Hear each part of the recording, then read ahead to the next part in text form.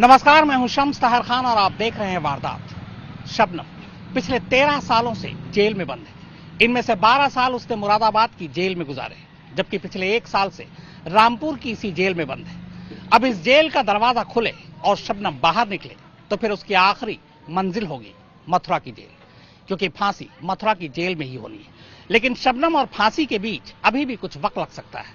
शबनम के बेटे ने राष्ट्रपति से एक अपील की है। अपील ये कि उसकी मां को माफ कर दिया जाए। क्या ये अपील काम करेगा? आखिर शबनम का ये बेटा कौन है? शबनम के बेटे को कौन लोग पाल रहे हैं? और आखिर शबनम के बेटे को गोद लेने की उनकी वजह क्या है? आज पूरी कहानी आपके सामने।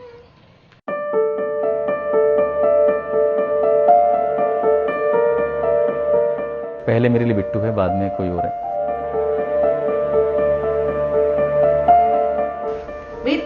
बिट्टू हमें किसी भी सेंस में मिले, मुझे तो चाहिए था।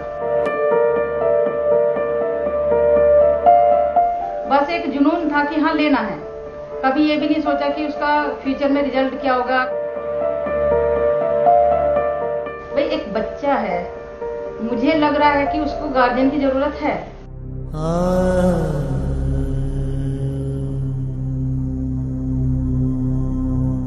सात कत्ल की गुनहगार शबनम और फांसी के फंदे के बीच उम्मीद की आखिरी किरण बस ये बच्चा है, यानी शबनम का बेटा, जो अपनी मां के लिए रहम की अपील कर रहा है। पर यह अपील शबनम को फांसी के फंदे से बचा पाएगी या नहीं, ये तो आने वाले दिन बताएंगे। पर फिलहाल का सच ये है कि शबनम रामपुर की इस जिला कारागार में अपने बचे खुचे दिन कपड़े सिलकर काट रही है।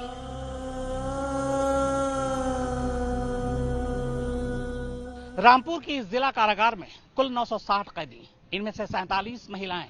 उन 47 में से 15 उम्र कैद की सजा काट रही हैं, जबकि एक को सजाए मौत मिली और वो है शबनम। शबनम इस जेल में सिलाई का काम करती है। उसके हिस्से में कपड़े सिलने का काम आया हुआ है, जिसके बदले में उसे मजदूरी भी मिलती है, मेहनताना भी मिलता है।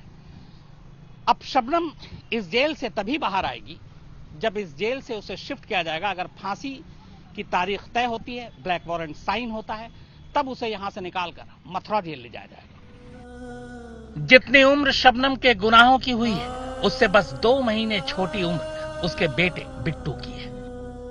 बिट्टू इसका असली नाम नहीं है। असली नाम और चेहरा हम बताना भी नहीं चाहते, क्योंकि एक तो ये नाबालिग है और दूसरा इसकी पहचान आम होने से इस बच्चे के दिल और ज़हन पर बुरा असर पड़ सकता है।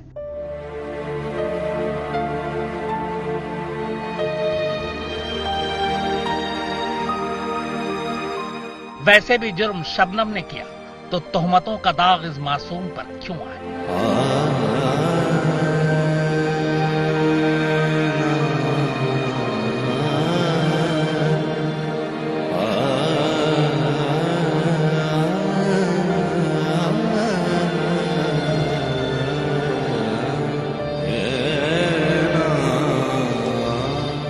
लेकिन आज शबनम की कहानी से हटकर हम आपको इस बच्चे की कहानी सुनाते हैं। ये कहानी हर एक को सुननी चाहिए, क्योंकि अगर शबनम जुर्म की पहचान बन चुकी है तो इस बच्चे की परवरिश इंसान और इंसानियत पर और भी ज्यादा यकीन बढ़ा देती है।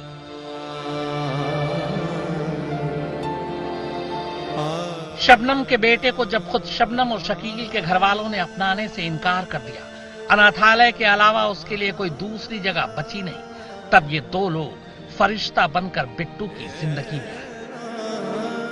बिट्टू के नए मां बाप उस्मान और वंदना।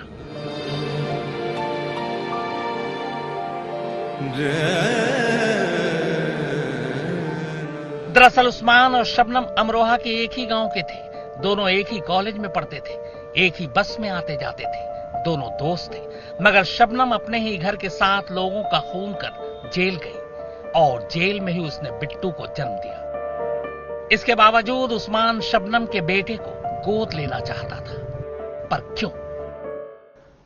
शुरुआत में मैं शबनम पर एक किताब लिखना चाहता था, जो मैं आपको अभी आपको बताया भी है, और इसको उससे पहले मैं सिर्फ शबनम से मिलना ही चाहता था। उसके लिए स्टार्टिंग में ये 2012 की बात है।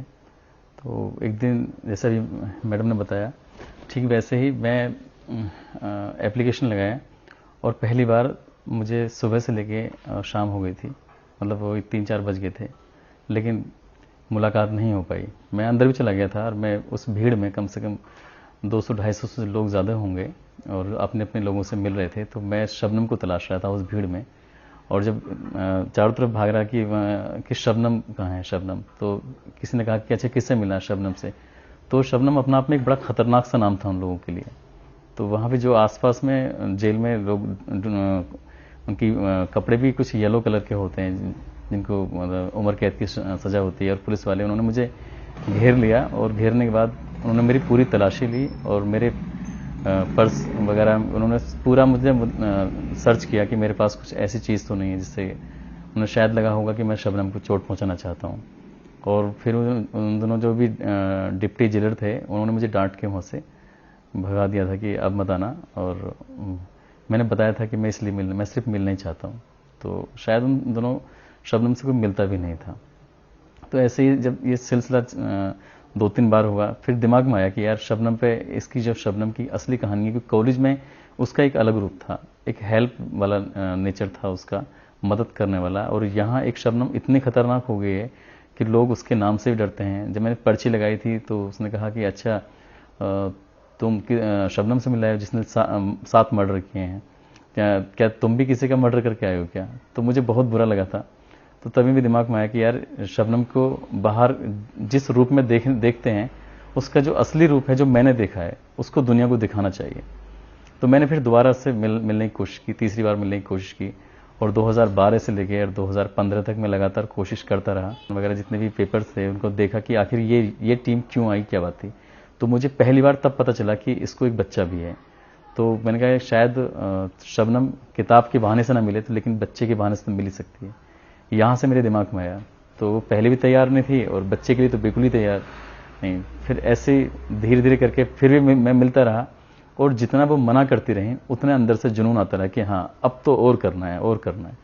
तो हालांकि 1-2 बार ऐसा लगा कि शायद मैं टूट गया था, लेकिन फिर मेरे दिमाग में ये भी आया कि अगर इसने बच्चा नहीं दिया तो भले ही मुझे जेल के बाहर बैठ के धरना देना पड़े, लेकिन मैं इस बच्चे को लेके ही जाऊंगा। लेकिन बिट्टू उस्मान को आसानी से नहीं मिला। शबनम उस्मान को बिट्टू को सौंपना ही नहीं चाहती थी। उस्मान ने इसकी वजह बताई। पहली बार मैंने उनसे ये सवाल किया कि आखिर तुमने अपने परिवार के लोगों को मारा है, नहीं मारा है तो क्यों मारा है, क्या बात है। तो इसको लेकर उन्होंने कहा कि मैंने ये अपराध नहीं किया। तो मैंने कहा इस बात को 12 साल हो गए हैं, तो 12 साल में ये बात कह रही हैं आप कि मैंने ये अपराध नहीं किया है, जबकि सारे एविडेंस वगैरह ये जांच सब आपके खिलाफ गई हैं।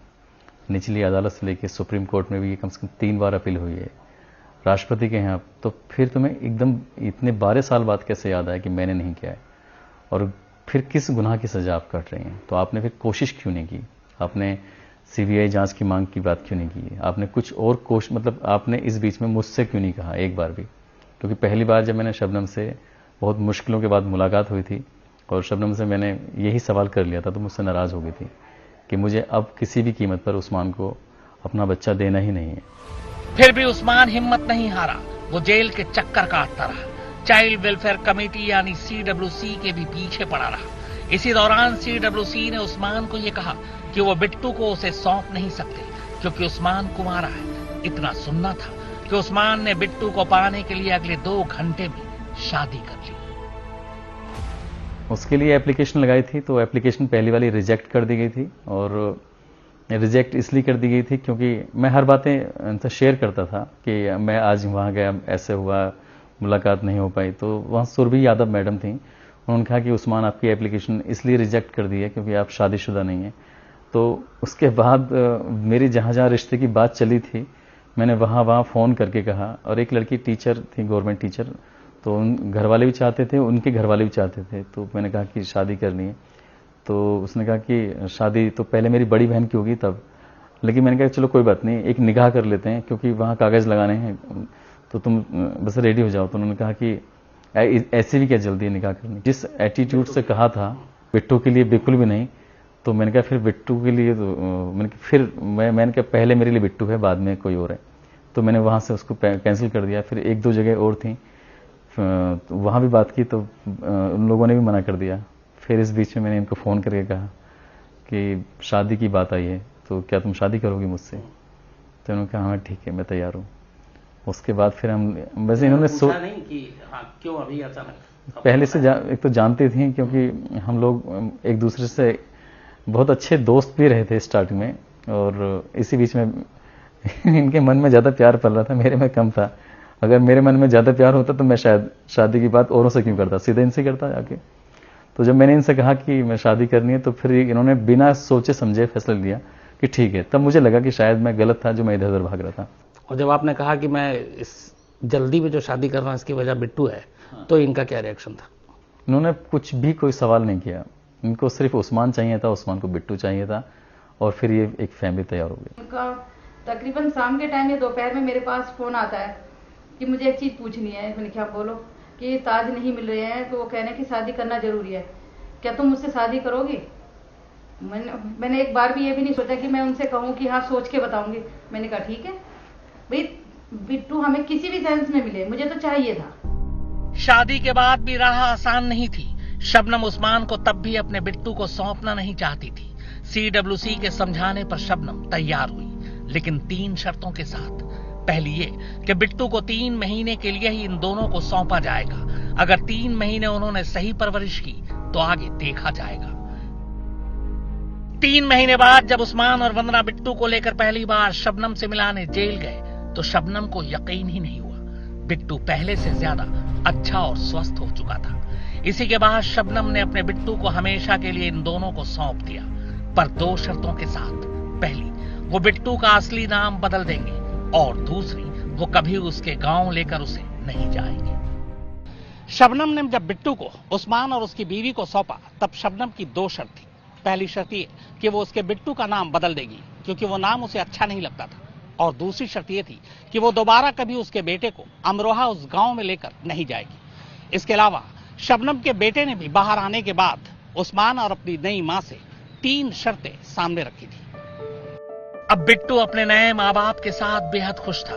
बिट्टू के लिए माँ बाप ने अपना घर भी छोड़ दिया, नई जगह आकर रहने लगे, नए स्कूल में बिट्टू का दाखिला कराया, और इसके साथ ही दोनों ने एक और फैसला लिया, जिसे सुनकर फिर से इंसानियत पर यकीन करने को जी चाहता है। बिट्टू से प्यार कहीं कम ना हो जाए, इसलिए दोनों ने तय किया कि वो कभी अपने बच्चे को जन्म नहीं देंगे। एक्चुअली मैं अपने आसपास 2 फैमिली ऐसी देख चुकी हूँ कि पहले उन्होंने जोश में आके कि भी बच्चा नहीं, मैं शादी के कई साल हो गए हैं, बच्चा अडॉप्ट कर लिया है। फिर उसके बाद पता चला कि पहला बच्चा जो अडॉप्ट किया वह 2-4 साल का है, 5 साल का, फिर उनका नेचुरली अपना बेबी हो गया है। स्टार्टिंग में जब बच्चे छोटे रहते हैं तो बचपन में सब इतना ध्यान नहीं देते, सब आराम से चलते रहते, लेकिन जैसे धीरे बड़े होते हैं, शादी की बातें चलती हैं, शादी होने के बाद जो उनके बीच में एक गैप आता है, एक दूसरे की टांग खींचते हैं, और एक वो डिफरेंस जो आ जाता है, वो देखने के बाद मैंने सोचा कि बचपन शायद बहुत अच्छे से निकल जाए, लेकिन रियल लाइफ तो आदमी जब ही महसूस करता है जब वो बड़ा होता है, जब उसको सेंस आता है। उस्मान और वंदना के लिए अब बिट्टू ही इनकी दुनिया है। वो इसे पढ़ा लिखा कर एक अच्छा इंसान बनाना चाहते हैं। खुद बिट्टू भी जज बनना चाहता है। अब पता नहीं इसके पीछे उसकी क्या सोच है। हाँ, उसकी शुरू से यही इच्छा है कि एक नॉर्मल व्यक्ति की भाई एक ऐसी पोस्ट पे हो जिसमें ऑफिस कपड़े पहनते हैं। अच्छा। स्टार्टिंग में उनको नहीं मालूम था कि इसको कोट पैंट कहते हैं, कोट ट्राउजर कहते हैं। वो हमेशा कहता था कि मुझे ऑफिस वाले ही कपड़े पहनने हैं। क्यों? कह रहे कि उसमें जो लोग होते हैं वो उनकी पर्सनैलिटी बहुत अच्छी होती है, वो बहुत अच्छे लगते हैं, उनकी सब बात मानते हैं। ये सब चीजें उनके जहन में रहती थी। कभी मतलब ये नहीं कि नॉर्मली रहे, वो हमेशा ये चाहते हैं कि मैं इतना अच्छा बन जाऊं कि जो भी मेरे साथ है वो सब एकदम से खत्म हो जाए। वैसे पिछले हफ्ते तक इनकी दुनिया बेहद सुकून भरी थी, लेकिन अचानक शबनम की फांसी की सुगबुगाहट ने इनकी दुनिया में भूचाल ला दिया। मीडिया के कैमरे इन तीनों का पीछा करने लगे। मीडिया के बातें बिट्टू के कानों तक भी पहुंची। इसी के बाद वो अपने माँ बाप से शबनम के गुनाहों के बारे में सवाल पूछने लगा। एक छोटा बच्चा अगर ये पूछता है, मुझसे कभी उन्होंने शेयर नहीं किया, लेकिन उसके अपनी नानी के साथ एक बॉन्डिंग ऐसी है, जैसे हम जाते हैं, मैं रसोई में काम कर रही हूँ, जैसे मम्मी बताती है बाद में कि ये मुझसे पूछते हैं कि एक बात पूछो नानी, ये मेरे साथ ही क्यों हुआ, अल्लाह ने ये सब सिर्फ मेरे साथ ही क्यों किया, जैसे ये हैं यीशु भाई हैं, ये मैं ऐसा क्यों नहीं हूँ, और अगर ये मुझे मम्मी पापा अगर मुझे गोद नहीं लेते तो मैं कहाँ रहता, मैं अनाथालय में ऐसे पढ़ता रहता, फिर तो मेरे कोई मम्मी पापा भी नहीं होते, मुझे कोई रिलेटिव भी नहीं मिलता। अब मम्मी कहती है, जब उसकी बातें सुनती हूँ तो कभी कभी मुझे मतलब ऐसा लगता है कि रोना सा भी आता है। और कभी कभी मुझसे भी कहता है, बहुत बार कहता है, आज की डेट में ये है कि अगर हम में से किसी को खरोंच भी आ जाए दोनों में से, तो शायद शबनम के लिए वो इतना ना रोए जितना कि वो हमारे लिए परेशान हो जाता है। अभी इसी रविवार को उस्मान और वंदना बिट्टू को लेकर रामपुर जेल गए थे, बिट्टू को शबनम से मिलवाने। शायद बिट्टू थोड़ा बहुत शबनम के बारे में समझने और जानने लगा था। यही वजह है कि जब बिट्टू शबनम के पास जेल में मिलने जाता है तो कई बार मां होने के नाते वंदना को बुरा भी लगता है। कभी कभी ये लगता है कि ये सब कब खत्म होगा। शायद अब शबनम को भी यकीन हो चुका है कि उसकी जिंदगी के दिन कम बचे हैं। यही वजह है कि रविवार को जब उस्मान उससे मिलने जेल पहुंचा, तब शबनम ने कहा था कि उसके पास अब वक्त कम है। वैसे पिछले 13 सालों में पिछले रविवार को ऐसा पहली बार हुआ जब शबनम ने खुद को बेकसूर बताया, वरना इससे पहले जज के सामने तक वो अपना जुर्म कबूल कर चुकी है। उस्मान के मुताबिक जब वो रविवार को जेल गया तो उसने शबनम से फिर वही सवाल पूछा कि क्या तुम अपराधी हो। हाँ, बातचीत से तो लगता ही है कि जैसे मैंने कहा कि अगर ऐसा था तो तुमने कोर्ट में जज साहब के सामने बोलना चाहिए था। तो उन्होंने कहा कि मुझे जो आईओ थे उस टाइम पे कोई गुप्ता करके हैं, तो उन्होंने कहा कि मुझे बहुत मारा था उन्होंने, और बोला कि अगर तुमने ये बात मतलब ये बोला कि मुझे मारा है तो मैं आके और मारूंगा तुम्हें। बहुत मुमकिन है कि फांसी करीब देखकर शबनम मौत से बचने के लिए आखिरी तरीका इस्तेमाल कर रही हो। सोशल मीडिया और मीडिया का कुछ हिस्सा बिट्टू की असली पहचान को उजागर कर रहा है, उसकी तस्वीरें दिखाकर, उसका असली नाम बताकर। इससे बिट्टू के दिल और ज़हन पर गलत असर पड़ सकता है, क्योंकि शबनम के जुर्म के लिए बिट्टू को सजा नहीं मिलनी चाहिए। बिट्टू के नए माँ बाप को बस इसी बात का डर है। वो चाहते हैं कि उन तीनों को शबनम की उस खूनी कहानी से दूर ही रखा जाए। ऐसा होना भी चाहिए। कैमरामैन विनोद शिकारपुरी और आमिर खान के साथ शम्स ताहिर खान, रामपुर, आज तक। तो रामपुर जेल के बाहर से ये थी वारदात की खास पेशकश, लेकिन आज तक पर खबरों का सिलसिला लगातार जारी है।